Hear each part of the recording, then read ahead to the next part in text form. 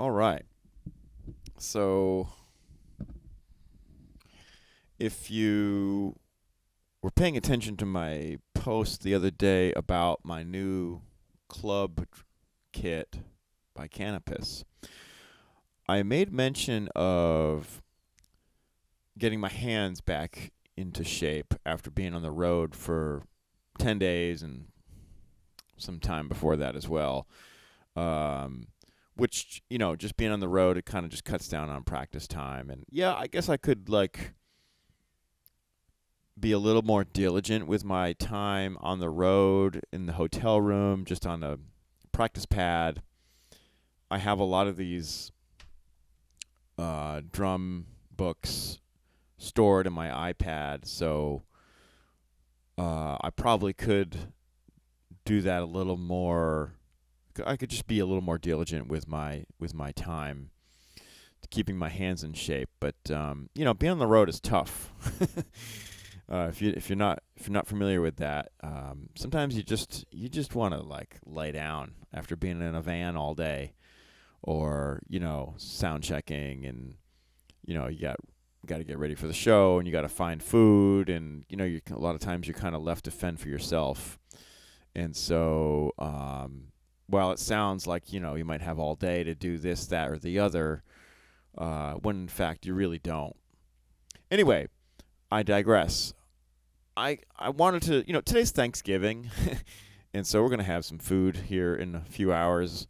But I wanted to come on here and just jump into this and just kind of show you a little bit of an insider's look on what I do to get my hands back into what I would consider to be in shape. Not so much physically, because I do other things to do that. I mean, just playing hard and just strength and stamina and that sort of thing. That's a whole nother thing. What I'm talking about is just like dexterity and rudimental figures and that sort of thing. So what I do is a lot of times I use this book. I love this book. It's the Charlie Wilcoxon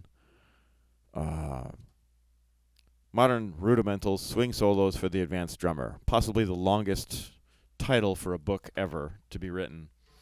And right now I'm looking at page 16. There's a tune. There's a etude or a piece called Rhythm Mania. And I just wanted to play it for you and just kind of show you what I do to get in shape. All right, it's been a few days. I've been home now, and I've been kind of working out of this book a little bit, at least yesterday, and I think the day before too. And so my hands are feeling a lot better, and I just, I just wanted to give you this information and show you how I get my hands back into swinging, kind of, not swinging, but just, I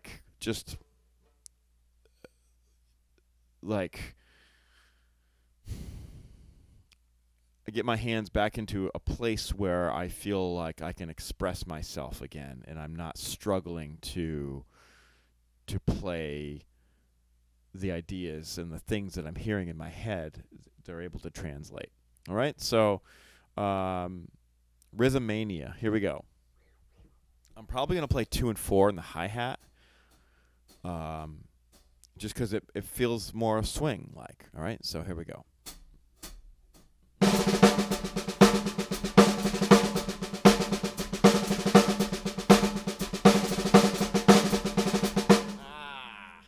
And I failed to make mention that I'm probably going to make mistakes along the way. Let's start that again from the top. And if I make any more mistakes, I'll try to just kind of pick up where I left off. All right, here we go.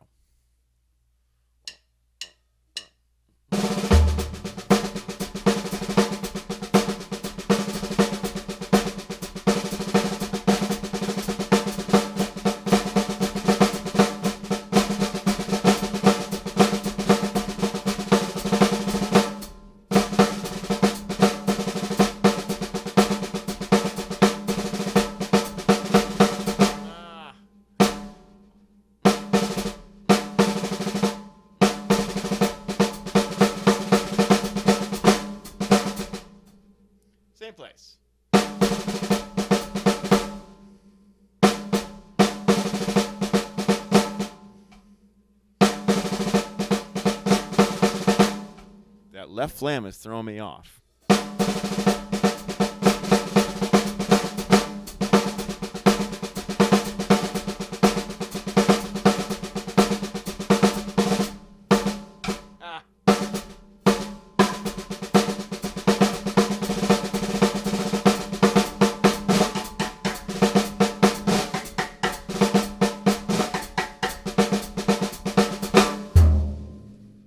It's always when you're recording that you make silly, stupid mistakes that you would never, ever make anywhere else, right? So red light fever.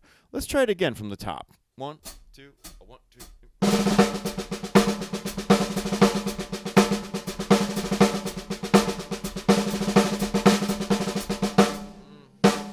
See?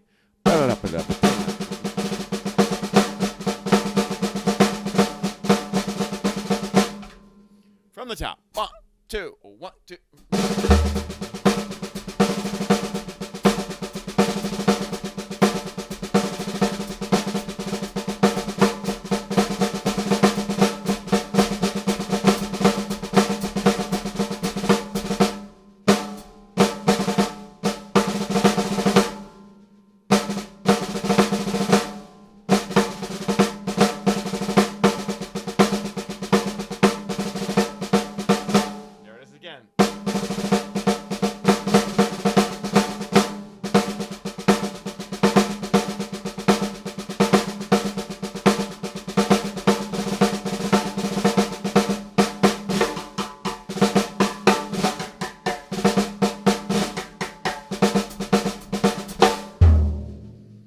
Okay, so there's a few little parts that are throwing me off. The last bar of the second line.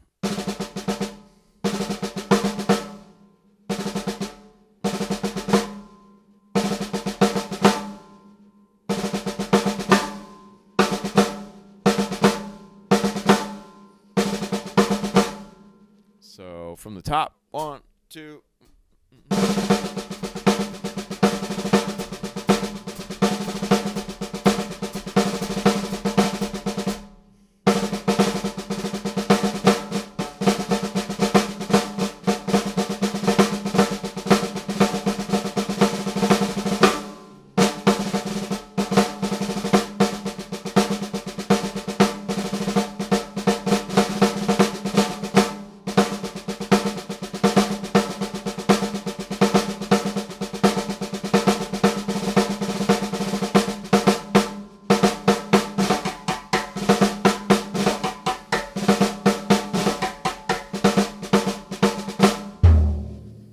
Okay, let's move on to Paradiddle Johnny. Next page, page 17. 1, 2, 1, 2.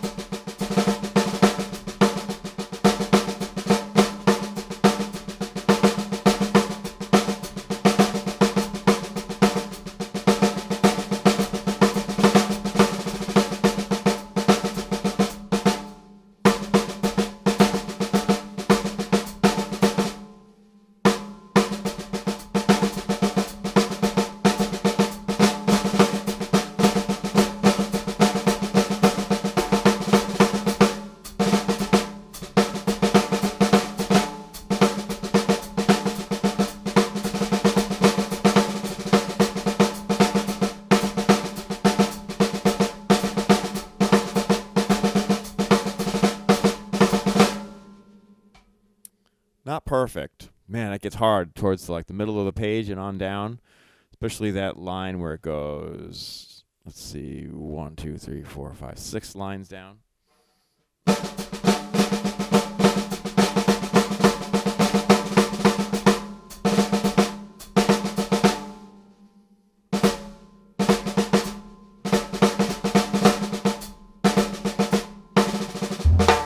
Anyway, you know, I don't have to play this perfectly for you guys, but I just want to show you. My hands feel great right now.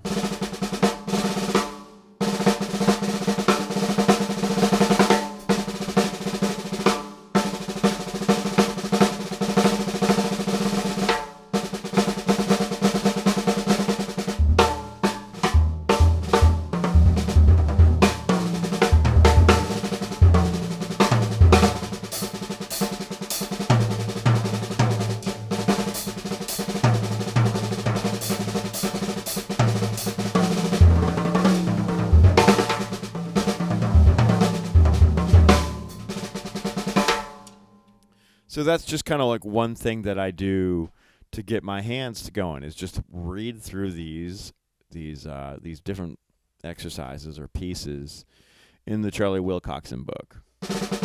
They're so rudimental, and pay attention to the stickings and really follow the stickings. I mean, that's what I'm trying to do, okay? And really go slow if you have to. Like, I'm playing these pretty fast, and I'm kind of skating through some of it. If I should slow it down, especially that sixth line. That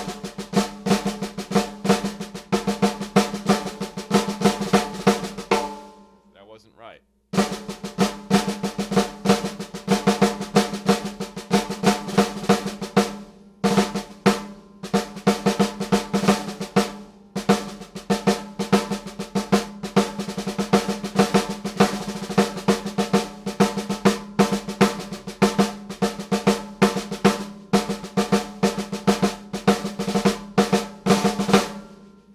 That last bar, one.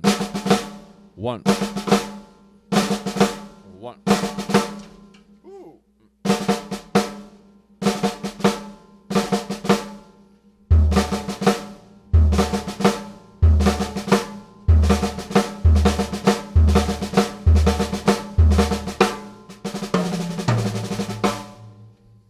So there you go. There's just a kind of a quick video on what I do to get my hands in shape.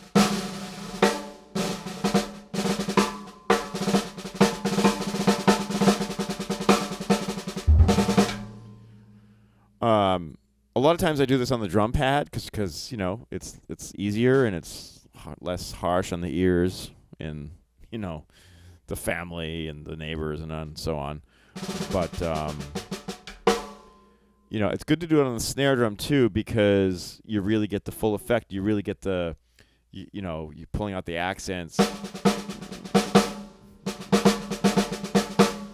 It's more musical when you play it on a snare, a real snare.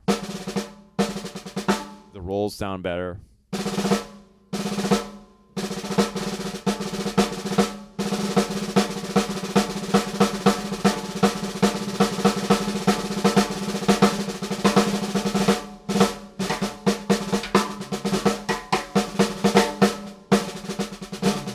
And the flams, you really get a sense of if you're playing good flams or not.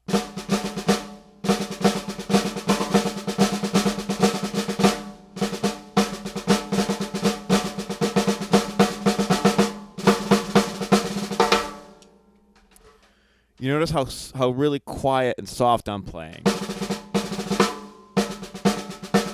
Look at my stick heights.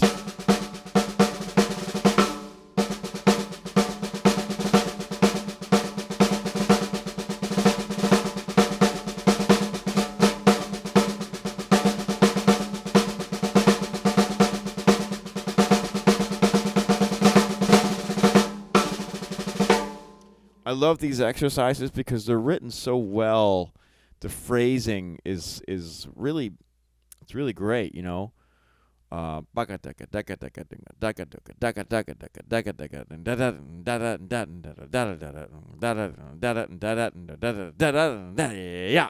it's like it's got a cadence to it.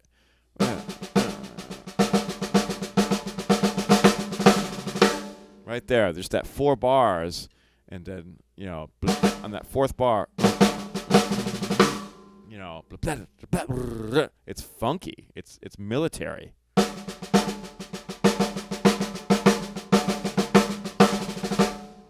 It's got a musical phrase within that, and I find that it's more fun to play and to work on these kinds of things with my hands when it contains music, when it's not just drills and diddles and doubles and singles and multiple bounces, flams, and etc. We're making music here. We're still making music. We're playing in phrases, and I think that feeds my brain and my soul while I'm doing this. So I don't, if anything, I don't mind it at all. In fact, it's fun for me. It actually is fun. So hopefully it is for you too. That's it, guys. I'm going to leave it at that. Have some fun with these Wilcoxon pages here, and yeah, this is just an inside look into how I get back into shape to play whatever it is I need to play, whether it's a session or a live gig or a jazz gig or what have you. It gets my brain working and gets my hands working again. All right. With that, happy Thanksgiving. If you're American, if you're not American, it's a holiday. Just know that. So I'm going to get going back to the family now. All right, guys, take care for now. See you in the next one.